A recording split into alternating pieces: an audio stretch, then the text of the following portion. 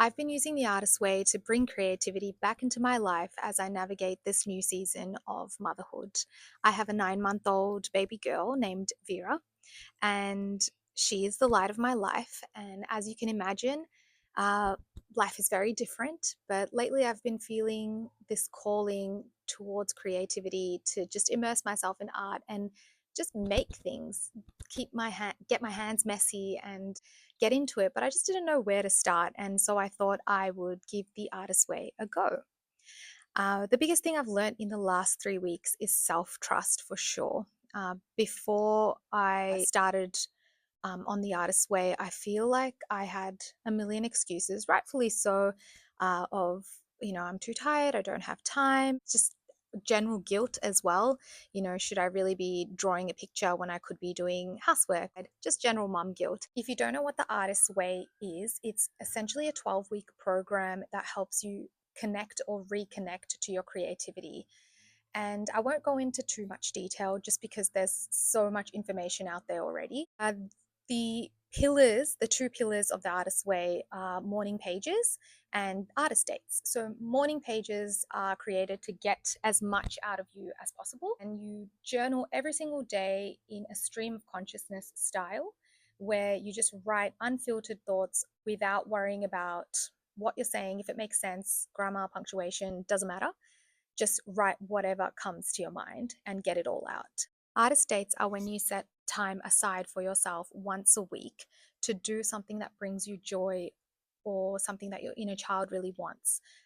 It doesn't have to be artistic, just anything at all. It just makes you happy, and there doesn't have to be a point to it. So, some general reflections on the morning pages. Firstly, very surprised that I've actually kept up with it. Yes, I've missed a couple of days here and there when my daughter had gastro and when I wasn't feeling too well, but overall, 95% of the time I've done my pages every day. I haven't been too strict about when I do it. In the artist way, Julia, the author, she really emphasizes the importance of doing the pages in the morning, first thing in the morning, and I fully understand the reasons why. However, I think putting really strict rules on yourself, especially when life is so crazy and there's just so much going on, I think would have the effect of driving people away from doing the task at all. And I'm a big believer of messy, imperfect action.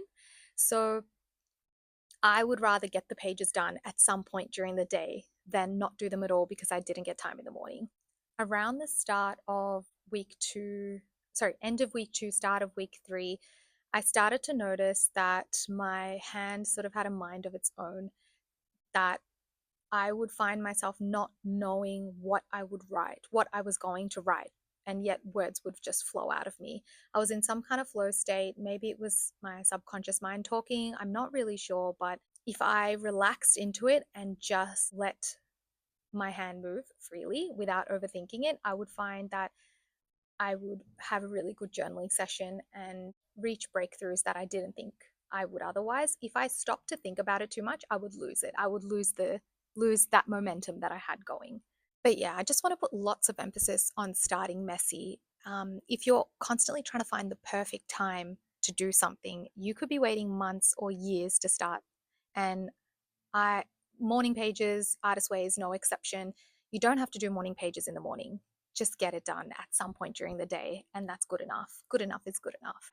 That is the thing that I kept reminding myself, and it's gotten me this far, and it's gotten me to a place where I feel like I can trust myself to do these kinds of tasks, and that's really special. So overall, I found the morning pages to be such a safe space to just unleash any thoughts I had, any anxieties, worries, to do lists that I had in my head.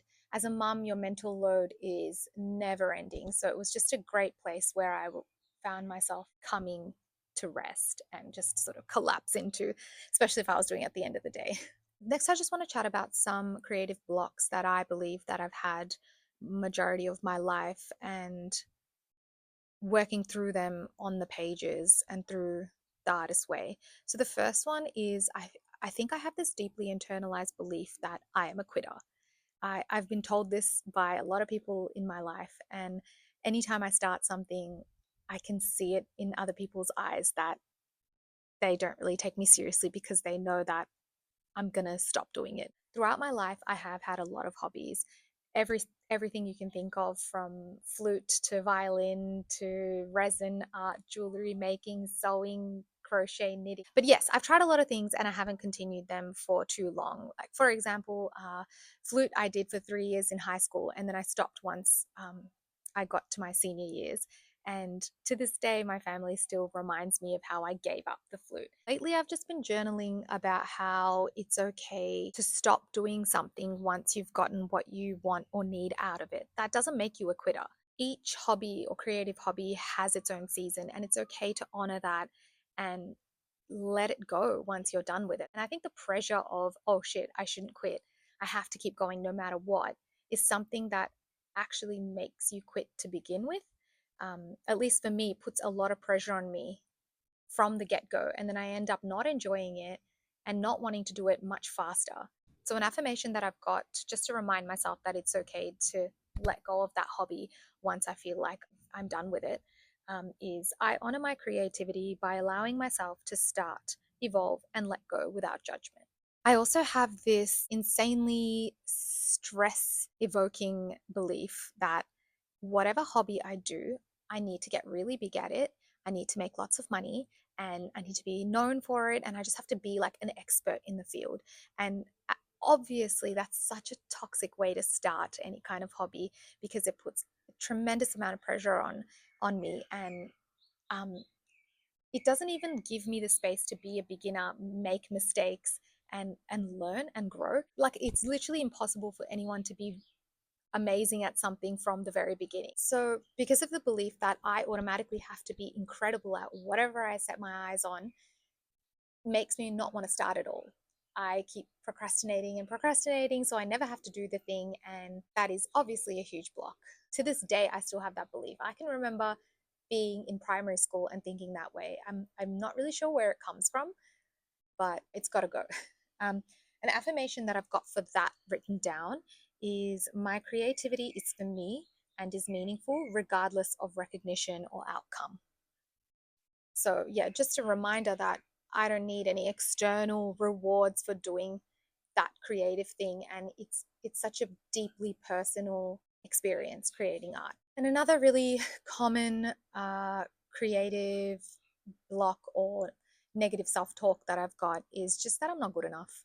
No matter what idea I think of, no matter what work I produce, my brain's just constantly like, that's shit, that was a fluke, you probably can't repeat that again. I know it's rubbish logically speaking, but it doesn't go away, and it's just that nagging thought in the back of my head that it's just not very good. It's absolutely exhausting, and it just makes me feel like I never know what I'm doing.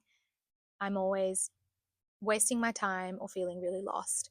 So, an affirmation I've got for that is my creativity is a reflection of my unique self and it is always enough. So, I've been reading these affirmations as often as I can, just as a reminder. It's been nice to have them actively running through the forefront of my mind. But that being said, it's not like everything's been fixed. It's just an ongoing journey, and I've got these tools here to help me. So, artist dates. I spend the whole week looking forward to these artist dates, especially as a mum. It forces me to put time aside for myself where I can just feel like myself again. And I just wanted to share what I've been up to on my artist dates. My very first week, I did a Pilates class in, it was near the beach, a studio near the beach. So it was a lovely 30-minute drive there and back. I listened to a podcast. Yeah, got a really good workout in.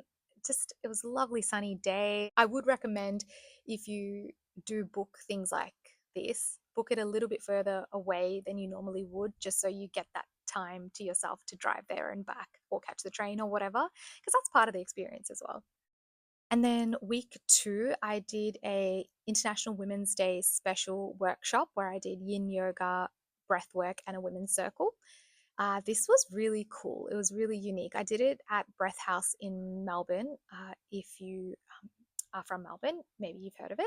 It was a very beautiful space. I did something really unique that I've never done before. We had to turn around to the person next to us, a stranger, and stare into their eyes for 3.5 minutes without speaking.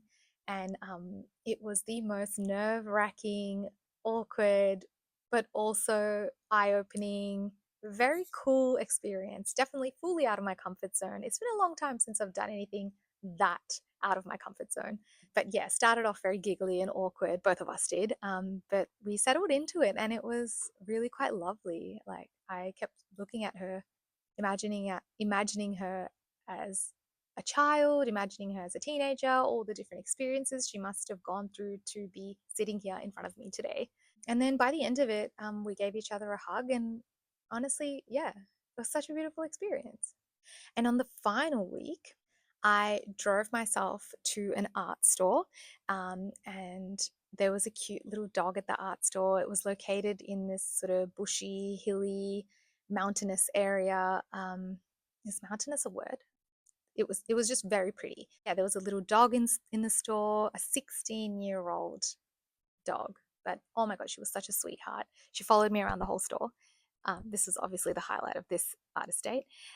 And I bought some coloring pencils and notepad, and then I got a nice chai afterwards. Such a lovely time. I literally felt like I went on a little road trip. My inner child was very happy. Lastly, I just want to share some favorite quotes that I had throughout the first 3 weeks of the Artist Way. The first one is leap at, and the net will appear. This is just a reminder that the universe has got your back and you should take that risk. Start that YouTube channel, start that business, that hobby, tell that person you love them, whatever it is, do it, and the universe has your back. The next quote I really loved was, our creative dreams and yearnings come from a divine source. As we move towards our dreams, we move towards our divinity. So I've written some reflections down just regarding that quote, and I'll just read that out to you. I've written that it's just so easy to forget the importance of our art and our creativity. In just a moment, start comparing, belittling myself or what I dream about, telling myself to grow up, be a real adult, be a real mum. This quote signifies the magnitude of our creativity and where it comes from. It's not just some silly thing to forget about. I understand divinity to mean many things, including your highest form of being, your highest truth, or inner light. It can't get more important, more special, or more magical than that. It's just such a great reminder. Whenever you feel a little bit silly for getting those paints out or playing with clay or whatever it is, you're not being silly. You are diving into your true nature, and you're doing what the universe wants you to do. So the final quote is, turn aside your dream and it will come back to you again. Get willing to follow it again, and a second mysterious door will swing open. The universe is prodigal. I probably should have looked up how to pronounce that before I started recording. The universe is prodigal in its support. The idea that your dreams and what you really want will find a way back to you over and over again is such a comforting thought. What you love will always come back to you is something that I now repeat to myself all the time, especially in the season of motherhood where I can't always prioritize what I want to do. And that's okay, because what I love will come back to me. So that one's just a little lovely reminder that I haven't lost myself. I'm still here. My dreams still exist in the world, and it'll come back to me when the time is right. I just want to end this video by saying thank you so much for being here. Thank you so much for watching. It means so much to me. I am really excited to do the rest of the Artist Way. If you're doing the Artist Way as well, I'd love to hear your thoughts and reflections and how you found it to be, especially if you are a mum doing the Artist Way. Just would love to hear any thoughts and reflections. Thank you so much for watching.